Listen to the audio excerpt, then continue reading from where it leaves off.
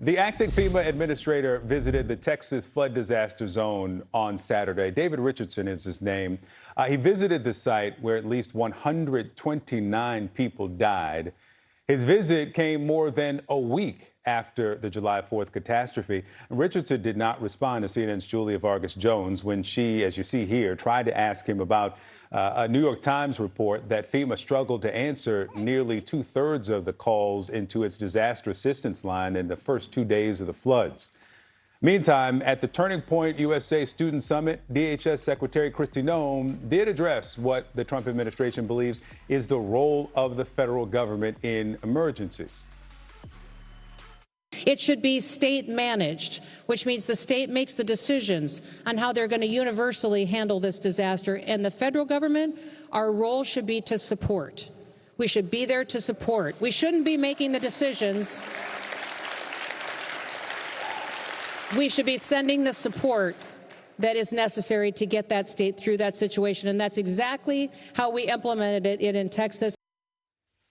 CNN correspondent Ivan Rodriguez is live in Kerrville, Texas, where there is, I see behind you, this growing memorial.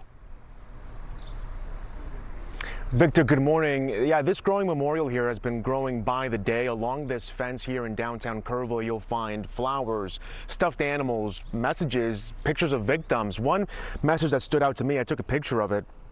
It appears to be written by a little girl in color, crayon, and it says, "Beautiful angels fly high until we meet again. May you rest in peace." Those are the sort of messages that you'll find when you walk alongside this fence here. And, you know, when we talk about at least 129 people who are dead, 150 missing, 140 of those here in Kerr County, it's a hard number to grasp, but being here at this memorial, you're able to put some faces to those numbers. And yesterday, as you mentioned, David Richardson, the acting FEMA administrator, was here in Kerrville during the catastrophic flooding, his first time that he visited since that flooding occurred. And we did hear a little bit more about that. You mentioned how Julia Vargas Jones, our correspondent, tried to press him for answers on that New York Times reporting. A spokesperson from FEMA ended up responding to CNN in a statement saying that the call center for FEMA experienced a high number of calls, but that they were answered, quote, efficiently,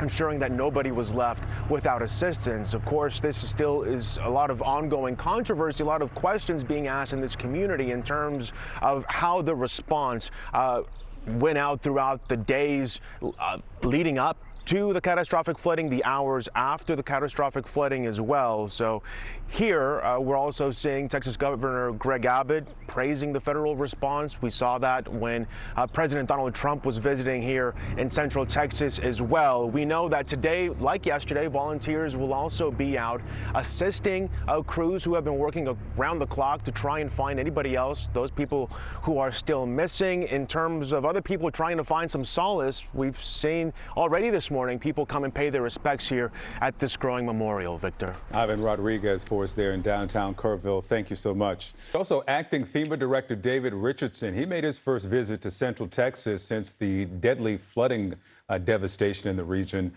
His visit comes as criticism builds over FEMA's response to the floods, with the New York Times reporting that the agency did not answer nearly 2/3 of the calls to its disaster assistance line.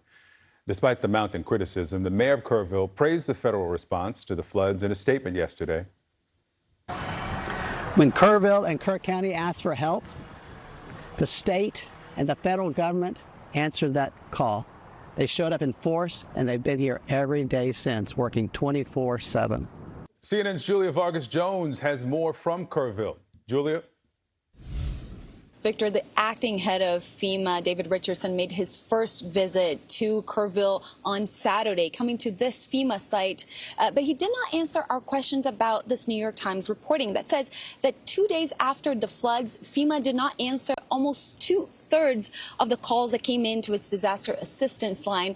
And this reporting details exactly how those numbers started to drop as the contracts with call centers expired. It is also worth noting that DHS Secretary Kristi Noem has a new rule where she needs to personally approve expenses that go above $100,000. CNN's reporting from earlier this week also has that FEMA's search and rescue operations took longer than 72 hours to be okayed because, as administrators inside the agency said, they faced administrative obstacles. And on Saturday, DHS Secretary Kristi Noem said that this will be the new normal for this administration. Some of what you saw for our response in Texas is going to be a lot of how President Trump envisions what FEMA would look like into the future. Emergencies are locally executed. They are state managed. The state then manages it. The federal government comes in and supports. Despite all of that, Victor, Governor Greg Abbott praised FEMA's response to this disaster, saying that it was swift and effective during Donald Trump's visit to Kerrville and the area on Friday. Now, we are also learning FEMA removed dozens of Camp Mystic buildings from this 100-year-old flood map before their expansion. Basically, Camp Mystic was inside a special flood hazard area in this national flood insurance map for Kirk County that dated back to 2011. This meant that it was required to have flood insurance, that it would have faced tighter regulations for any future construction projects. And some of the camp's cabins were in this part that had 1% chance of flooding each year, which would have required officials to get special approval from the county and government to build there. But in 2013, an appeal was granted to the camp, and 15 of those buildings were removed, were exempted from that flood area. And that, Victor, happened again in 2019. Another 15 buildings removed from this flood area map. This we have to mention as well, as Kirk County officials just last year in October submitted a report to FEMA that warned that this area could very well have a flood that was possible in the next year, Victor. All this just pointing towards how many people were aware of the risks of this flooding and of this proportion in the Central Texas area. Victor. Still a lot of questions that need answers. Julia Vargas Jones for us there in Kerrville. Thank you so much. Bill Nigut, Jason Lee, and Judge Ashley Wilcott back with me. Bill, the post from Congresswoman Marjorie Taylor Greene now saying that at first they said that we were crazy to talk about geoengineering and contrails. Now they say that it's no impact. This caught your eye. Why? Well, for a number of reasons. Number one, there's been this long-standing conspiracy theory that the government is trying to change the weather through geoengineering, that they're trying to change the food supply and all other notions of why they're shooting into space the chemtrails, they call them, which are nothing more than airplane contrails. And Marjorie Taylor Greene, who, by the way, recall, was the one who said that U.S. space lasers were causing wildfires in California, has been a long-time supporter of this theory. And it comes back now because Marjorie Taylor Greene says she's introducing legislation to ban chemicals being fired into the atmosphere to geoengineer our weather. And Robert Kennedy, our HHS secretary, is one of the supporters of the conspiracy theory and says he will do everything in his power to stop chemicals from being used to engineer the weather. It's just another one of those conspiracy theories that continues to erupt.